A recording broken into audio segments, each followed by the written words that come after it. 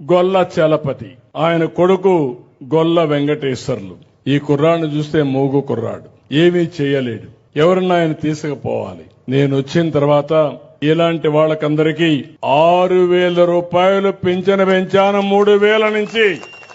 దానివల్ల ఆ కుర్రాడికి రోజు ఈ పింఛను వల్ల కొంతవరకు వెసులుబాటు వచ్చింది. వాళ్ళ తల్లి ఇక్కడ లేదు, డబ్బుల కోసం గల్ఫ్కి వెళ్ళింది. అక్కడ 3,000 4,000 సంపాదించి ఆ డబ్బులు పంపిస్తుంది. అంటే ఒక వ్యక్తి యొక్క జీవితాన్ని మీరు చూడాలి. కన్న బిడ్డను ఏ తల్లి వదిలిపెట్టదు, కానీ వెసులుబాటు లేదు కాబట్టి ఆ డబ్బులు పంపిస్తే వాళ్ళ అత్త మామలు వాళ్ళు చూసుకుంటారని చెప్పే ఉద్దేశంతో వదిలిపెట్టి అక్కడికి వెళ్లే పరిస్థితికి వచ్చింది. ఇప్పుడు ఆ కుర్రాడికి నేను ఆలోచించాను, కనీసం ఇంట్లో ఉండాలి, వస్తే ఎవరన్నా మోయాలి. అందుకే నేను ఆలోచించి ఈ ట్రై సైకిల్ పెట్టి బ్యాటరీది పెట్టి 45,000 రూపాయలతో ఈ రోజే శాంక్షన్ చేసి అతనికి ఇచ్చాను. పాప మగోడు ఆనందం చూస్తే నా కళ్లలో నీళ్లు వచ్చే పరిస్థితి వచ్చింది. నా జన్మ చరితార్థం అయిందని అది చూసినప్పుడు, నా కోసం ఈ ట్రై సైకిల్ ఇచ్చారు, నేను కూడా ఊరంతా తిరగచ్చు అనే ఆలోచన ఆ కుర్రాడికి వచ్చిందంటే అది మానవత్వంతో ప్రభుత్వం పనిచేయాల్సిన విధానం అని చెప్పి కూడా నేను మీకు తెలియజేస్తున్నా.